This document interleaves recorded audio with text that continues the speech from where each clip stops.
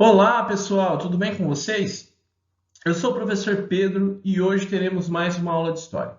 Mas antes, gostaria de dar uma palavrinha com vocês, né? Espero que estejam todos se cuidando nesse período de pandemia, evitando aglomerações, usando máscara, né? Higienizando as mãos, né? E também espero que estejam todos fazendo as atividades, acompanhando as nossas aulas, né? É muito importante isso, para quando voltarmos, que vocês possam acompanhar de uma forma mais tranquila os conteúdos, tá? Então dá para a gente tentar minimizar um pouquinho essa distância, né? Estamos com saudade também da sala de aula, mas é importante, fazer tudo com o maior cuidado possível, ok? Tenho uma sugestão para vocês, né? Não só para a aula de história, mas como para todas as outras disciplinas. É uma forma de vocês melhorarem o desempenho dos estudos, ok? Eu recomendo que assistam diariamente às aulas. Se perderem pela TV, assistam pelo Facebook, pelo YouTube, tá? Que vocês possam fazer anotações, tá? A dica que eu dou é: tenha sempre um caderno ao lado, façam anotações com as suas palavras. Não se preocupem em anotar exatamente como eu falar as coisas aqui na aula. Se preocupem em anotar de acordo com o que vocês entenderem, com as palavras de vocês, na hora de estudar e de retomar o conteúdo, vai ficar muito mais fácil para vocês, né? Vai ter lá o escrito da maneira que vocês entenderam, beleza? Aí vocês vão resolver, né, os exercícios e se tiverem dúvidas, vocês precisam entrar em contato para esclarecer isso, né, para aprender corretamente, ok? Assim fica muito mais fácil. Também é importante vocês buscarem a apostila, ler, entender, né? É muito importante para que dê tudo certo nesse período de pandemia, ok? Conto com vocês. Na aula passada, vocês aprenderam sobre os principais motivos que levaram os europeus a iniciarem um movimento que conhecemos como as Cruzadas. Vimos que não foram apenas motivos religiosos, mas também motivos econômicos e sociais. Hoje, vamos ver um pouquinho mais sobre esse contexto histórico. Vamos lá? Para que vocês possam acompanhar aí da casa de vocês, peço que abram a apostila 2 na página 156. Prontos? Pessoal, falamos, né, nas últimas aulas sobre vários grupos, né, que viviam esse contexto das cruzadas. Mas e os nobres? Como que estavam os nobres nesse contexto? Os nobres pensavam, né, no contexto das cruzadas, em ocupar novas terras. Era uma oportunidade para eles. Saquear riquezas, né? Era uma maneira de ocupar os seus herdeiros que estavam até então sem função.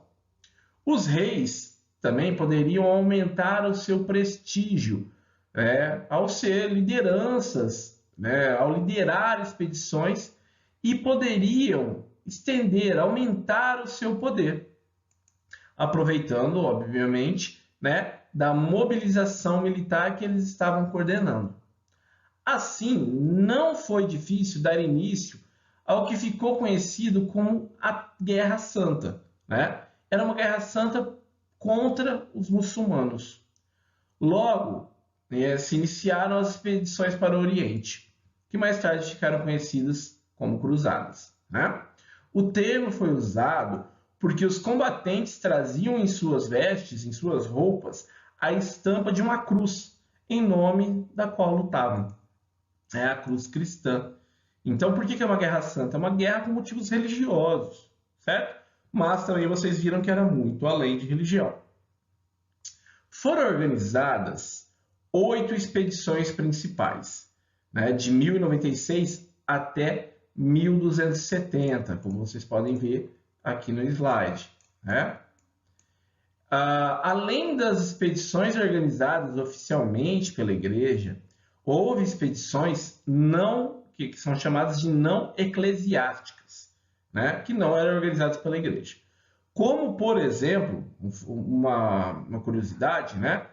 A Cruzada das Crianças, né?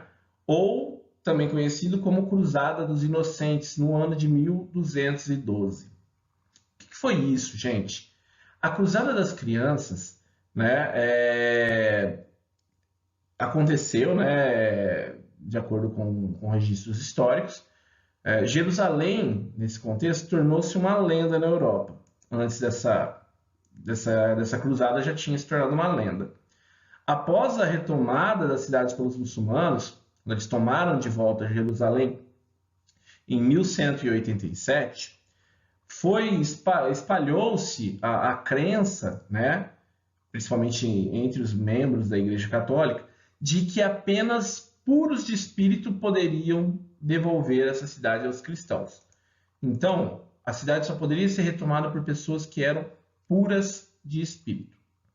Essa ideia foi responsável pelo aparecimento de diversos movimentos populares ao longo do século XIII. Os primeiros ocorreram em 1212, conduzidos por um jovem pastor nascido na França, chamado Estevão de Cloyes, e por um garoto de apenas 12 anos, nascido no Império Germânico, chamado Nicolas de Colônia. Ambos, né, partiram com a ideia de que essas crianças, esses jovens que eles foram convocando, né, poderiam entrar, né, na Cidade Santa, certo? Então, ambos partiram em peregrinação a Jerusalém, seguidos por uma multidão de crianças de ambos os sexos. Os que partiram da França foram enganados por mercadores da cidade de Marsella, que em vez de transportá-los pelo mar Mediterrâneo e os levarem ao Oriente, venderam eles como escravos a mercadores muçulmanos. Os seguidores de Nicolas, né, chegaram até Roma e lá foram convencidos pelo Papa Inocente III a retornar a seus lares, né? Mas percebam como esse período da história e a religiosidade e as cruzadas mexeram com a cabeça da população europeia. Então, tudo que a gente conversou até agora, né, das cruzadas, essas expedições, peregrinações, estavam indo em direção ao Oriente, né, a Jerusalém. Mas também tivemos expedições voltadas para o Ocidente, tá?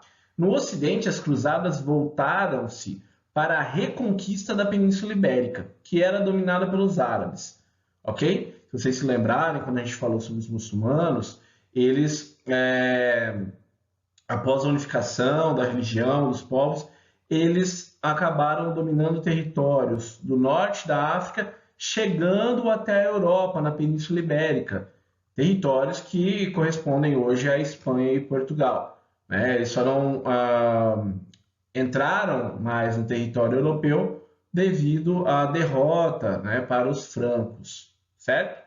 Bom, essa retomada, essas cruzadas em nome de retomar o território, né, no Ocidente, ficou conhecido como Guerra da Reconquista, né? Eles queriam reconquistar o território que era dos cristãos, certo?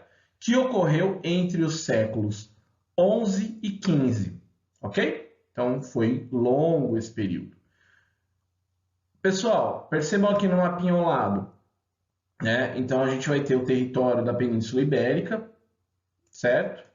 Aqui, percebam que nessa fronteira é a fronteira com a França. Aqui eles não passaram, né, na guerra com os francos. Abaixo nós temos alguns territórios que eram já de domínio, né, dos cristãos, os reinos de Navarra, Aragão, Castela, Leão, né, o condado de Portucalense, que vai dar origem a Portugal, e territórios que correspondiam aos muçulmanos, ok? Então era uma disputa entre cristãos e muçulmanos no Ocidente para recuperar esse território, ok? Pessoal, também a gente vai ter no Ocidente, no sul da França, também algumas cruzadas. Organizou-se uma cruzada contra os albigenses, né? Era na cidade de Albi, que eram considerados heréticos. Então, eram católicos que se recusavam a aceitar ou questionavam os dogmas do catolicismo. Então, aqueles que eram considerados territórios cristãos, católicos, e que não estavam respeitando, eram considerados hereges, né? No século XIII, a chamada Cruzada Albigense combateu cristãos daquela região, cujas práticas e crenças se distanciavam das orientações do Papa. Observem esse mapa, né, pessoal? Aqui nós temos as tradicionais 8 cruzadas, né? Então, percebam que geralmente o destino era Jerusalém, mas não eram os únicos destinos, tá? Percebam que a região aqui de Constantinopla também recebeu atenção dos cruzados, né? As primeiras expedições mobilizavam muitas pessoas que eram motivadas pela fé e pelo fanatismo. Com o passar do tempo, é possível identificar alguns críticos ao movimento cruzadista ou aos exageros cometidos em seu nome.